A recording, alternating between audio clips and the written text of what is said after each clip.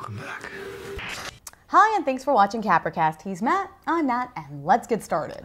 This week we had the second installment of the final 5 episodes that Sci-Fi has decided not to air. And again, we're filled with a sense of remorse because Adama Rama did not disappoint. Dirt Eaters was somehow even better than last week's episode. Yeah, agreed. Initially, I couldn't tell whether I liked these episodes because they were so hard to come by, making them seem extra good to watch, or whether it was because the story was getting better.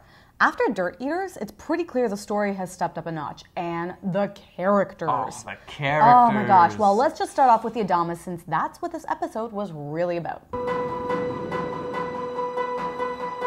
So in this episode, we met Great-Grandpapa Adama, which was pretty cool. We just keep going further back down the line. And we got to learn a lot about the Toron Civil War and really see how nasty this thing got. Mm-hmm. Oh. And you know what? It was cool to see all that back and forth between present-day Yusuf and Sam and flashbacks of their past. Explains a lot. Oh, the cross dissolves were beautiful. Going from the two of them getting made, well, one getting made, one getting promoted, and then going to just these kids that, you know, there's something about the eyes of the kid. I don't think the kid that played little Joseph was really a terribly talented actor necessarily, but his eyes really, really worked as a young Isai Morales. It was really cool. Teaching them about suicide pills, the family honor, returning to the soil in their own terms. Exactly. All these things you really saw behind that kid's eyes. And age is indiscriminate. Torons know what Torons need to know at any age. Yeah, they're men. They have to have stones immediately. Yeah. Oh my gosh. Amazing. And you know what was interesting? It was interesting to see that young Yusuf and Sam are pretty much the same characters that they end up being as grown-ups. You know, Yusuf is cautious, calculating, responsible. Sam is ballsy, aggressive, reckless. As children, same as adults. And Sam is the reason their parents died, which is brutal.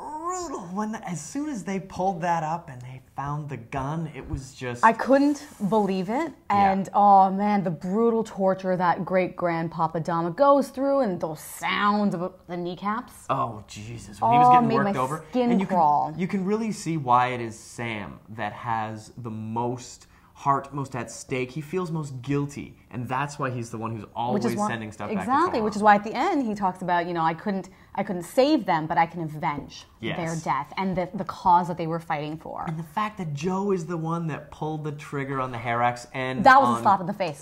And on Great-Grandpapa Adama. Such a good little Toron. He stepped up. Maybe he's not such a sissy after all. And Joe's character growth in this episode was the most impressive.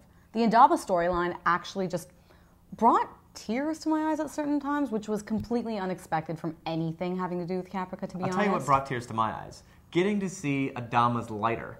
That was awesome. It was great continuity porn because, I mean, it's obviously not the same prop. They auctioned that one off. And this one looked newer. It looked fresher. It looked like it could be a few decades newer. The kind of details that you would pay attention to. Which is good. I really liked seeing that lighter. It made a pretty big difference. But let's get into, you know, that other family in this show.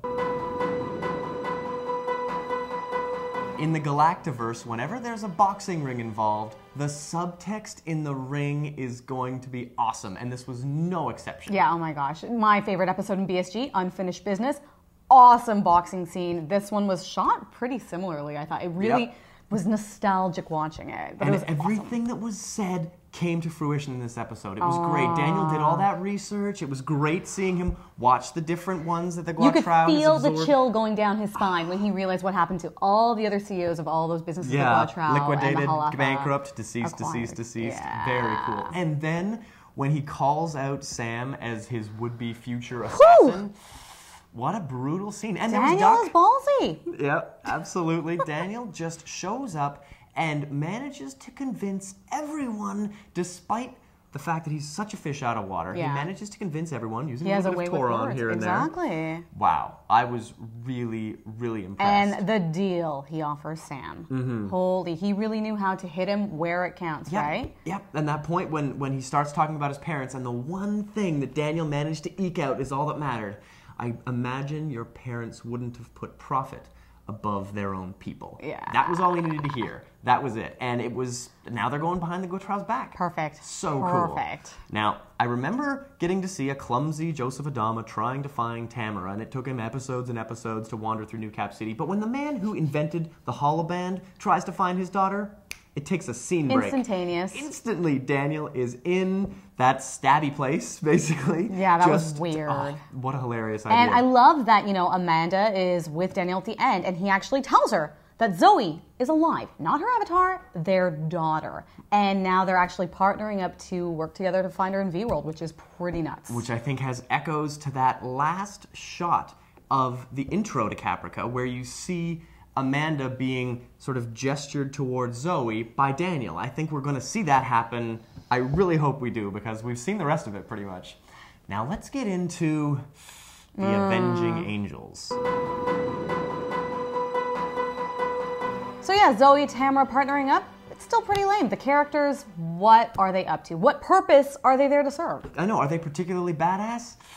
Not really. I mean, there's this idea that, oh, I have a higher purpose. So what are we going to do? Go to a bar and shoot some people? Yeah, honestly, it makes no sense. And the tutu that Tamara's wearing, why? Yeah, that's got to go. But the thing that bothered me specifically was that you've got the bit at the beginning when they wander on in and they've got their explanation back and forth. They shoot some people, big deal. But then the fact that they bump into Daniel and then they're on top of some building still talking about what the meaning of life is. And it's just like, figure this out or show up more consistently. I'm just not following. I don't care. I'm not invested. Yeah, it's pretty much I don't care. It makes no sense. It just seems like, I don't even know, a complete...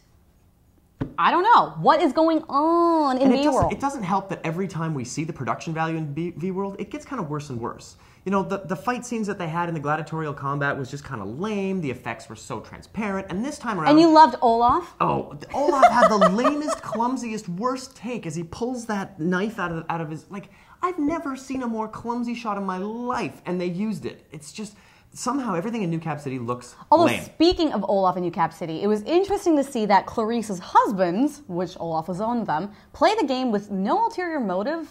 Yeah. Other than to play the game. When they were in the bar, I thought it meant that they were doing something. They're trying to find Zoe. For the SEO cause. I mean, they know about apotheosis. They know about Zoe and the avatar and the software. And they don't put two and two together? Yeah. What the hell? I do not know. It made didn't make no any sense. And then the fact throwaway. that she being Clarice, didn't even react to the fact that they saw Oh my Zoe. God. And you know what? I'm glad they did do something in this episode, even though it felt like an afterthought. They didn't even look like they were trying to play with New Cap City like it's some kind of Lego playset. They blew the whole thing apart, just like staring at it. I don't know what that was supposed to show, that they literally did that at that moment, or whether it was showing a passing of time. Like, are we supposed to remember all the way back to when Tamara managed to make those particular guards disappear? Because that was the last time they had any control whatsoever. We're missing a scene. Who We're knows? missing some They're explanation. gods, though, so I guess whatever, they can get away with anything. I don't know. It didn't really impress me at all in New Cap City. I guess the Willow family was too busy doing architectural renderings of heaven to really think through a plan. Which brings us to... So last week we saw Clarice and Olaf hack Zoe's STO Infinity Pin. But have they done anything other than just look at it? Do they assume it's going to work now? Who knows? But Zoe does not seem to be of interest to anyone in the Willow family at this point. Yeah, they've got her program. I guess it doesn't matter. So what they're doing now is they're planning what essentially the golden gates of heaven is going to look like when people, I guess, are reborn through apotheosis. Mm-hmm. Now, the funny thing about this is Clarice's Messiah complex really came out in this episode as she was like, well, we need statues of, you know, the people who were there at the beginning. I actually was surprised about that because, you know, she's all about the one true God, and you'd think if, you know, the one true God monotheism is kind of reflective of what we know of as our monotheistic exactly. beliefs. You'd think that, you know, that you don't worship any statues. Yeah, or images. idolatry is not a big popular thing in So it's interesting that she would say religions. that. I actually was shocked. I wasn't expecting that out of her at all. Yeah, very bizarre. But I've got to say, it was very interesting to see that Durham Yes. got completely kicked off the force. Yeah, that's not good. Hello! It was pretty obvious last week that Durham let Singh know everything he knew. And it was such a bad idea. Now, on that bench, he just should have shut his mouth. He should have just shut his mouth. It was now so he's annoying off. seeing him off. Yeah, it's so annoying seeing him not part of that team anymore. I know. Which makes Amanda kind of in a, I don't know, screwed situation. She's left all alone in the Willow House with no Durham. She's got no backup whatsoever. Maybe that's why she got the hell out of there and went to Daniel's house in the last scene. Because, damn, I would not be staying in that house after Durham's gone. Nah. Next week, the heavens will rise. It's the third to last episode of the season, and the show until it's all over but the crying. You know, these last 2 episodes really make you wonder whether all shows should be given at least a season to grow and breathe and, you know, really get that fan following. No, it's a cautionary tale to any would-be filmmakers that a show should not take 16 hours to get fascinating. Battlestar Galactica's first episode was 33. Enough said. Well, you know what? Fair enough. Either way, we're at a point where you can see how all the elements are coming to a head in the next 3 hours of TV. Adama's and Daniel are working together against the Guatrao, which is crazy. With the Guatrao sending the Cylons to the STO, and the STO being after Zoe, but now they're just using V-World to create the heaven that she has through Apotheosis, which is the name of the last episode of the season. Which is very interesting, and then Daniel is trying to look for his own version of the resurrection software, Apotheosis, and he and Amanda are teaming up to find Zoe. It's all sort of all linked around together, and I cannot wait to see what happens. You know, if the last 2 episodes are any indication, it's going to be intense for the next 3 episodes. Thanks for joining us this week, and if you can find the episode, please come back next week. We're getting down to the wire, guys.